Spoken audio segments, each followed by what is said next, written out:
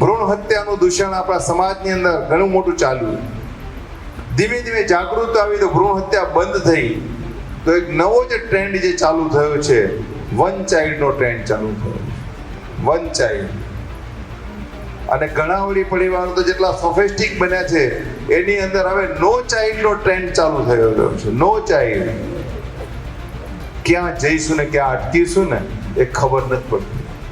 એટલે સમાજે કોઈ પણ મીટિંગની અંદર આ વાતની નોંધ અને ચર્ચા 100% લેવી પડશે કે હવે આપણા દીકરા દીકરીઓને કહેવી પડશે કે ઓછામાં ઓછા 3 થી 4 બાળકો તો જોઈશે જ.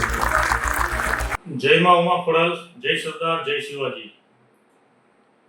આજરોજ આરપી પટેલ સાહેબનું એક નિવેદન કે પાટીદાર સમાજે 3 થી 4 બાળકો પેદા કરવા જોઈએ, અને એ નિવેદન બાદ પાટીદાર સમાજના વિવિધ આગેવાનોની પ્રતિક્રિયા સામે આવી રહી છે.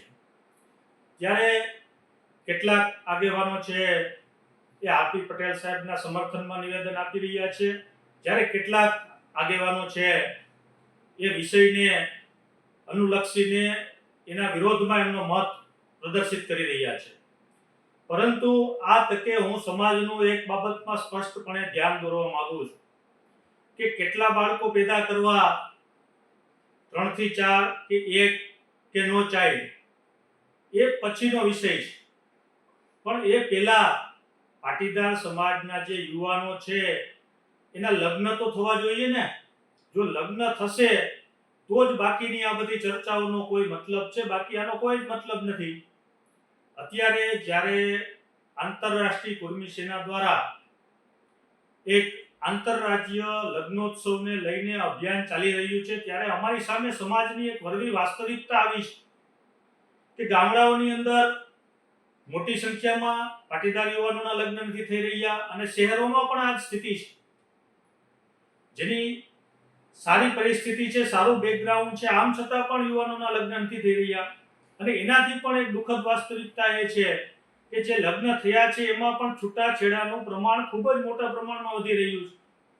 તો સમાજનો જે આ ચિંતાનો વિષય છે, જે તકલીફ છે, જેને કારણે સમગ્ર સમાજના અસ્તિત્વ સામે ખતરો પેદા થયો છે, એ વિષયની કોઈ ક્યાંય ચર્ચા જ કરતું નથી.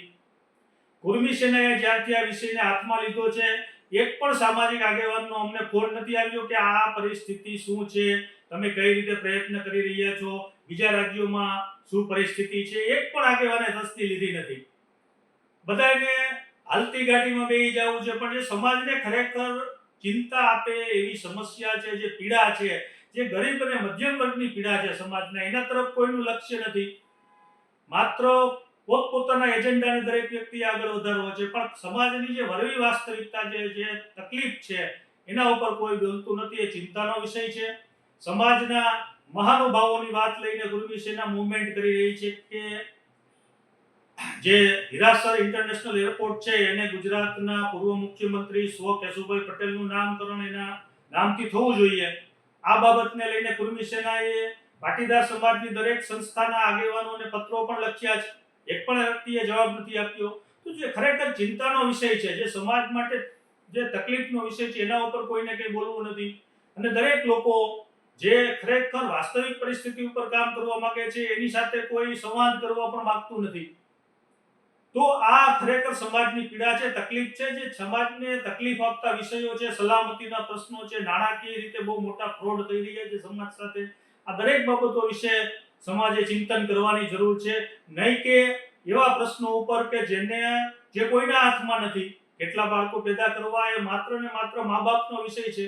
માતા પિતાને, મા બાપને જેટલા સંતાનોની ઈચ્છા હોય એને વર્તમાન પરિસ્થિતિના આધારે જેટલાનું ભરણ પોષણ કરી શકે, આર્થિક રીતે કેટલા સક્ષમ છે, એના આધારે નિર્ણય લેવાના છે. એમાં કઈ સમાજનો કોઈ રોલ નથી.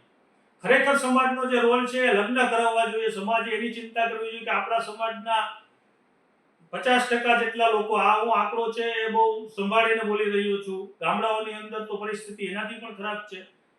તો આ બાબતે ખરેખર ચિંતન કરવાની જરૂર છે. અને કુર્મી સેના જે અભિયાન ચલાવી રહી છે એને મદદ કરવાની જરૂર છે, એને સમર્થન આપવાની જરૂર છે, એને હૂંફ પૂરી પાડવાની જરૂર છે, એને પૂછવાની જરૂર છે કે તમે આમ કેમ ચલાવી રહ્યા છો. તો એના વિશે કોઈને બોલવું નથી. તો ખરેખર મારી પાટીદાર સમાજના દરેક ભાઈઓ બહેનોને વિનંતી છે કે તેઓ યોગ્ય અને જે સમાજની સાચી સમસ્યાઓ છે એના તરફ ધ્યાન આપે અને બાકીના જે આવા બધા મુદ્દાઓ જે ગમે ત્યારે ઊભા થાય છે અને ચર્ચાઓ કરીને વિખેરાઈ જાય છે એનો કોઈ મતલબ નથી. મારી આ સ્પષ્ટપણે આ મારી લાગણી છે હું વ્યક્ત કરી રહ્યો છું, સમાજના આગેવાનો સમક્ષ પણ વ્યક્ત કરી રહ્યો છું અને સમાજના મારા ભાઈઓ બહેનો સમક્ષ પણ વ્યક્ત કરી રહ્યો છું. જય મા ઉમા ખોડલ, જય સરદાર.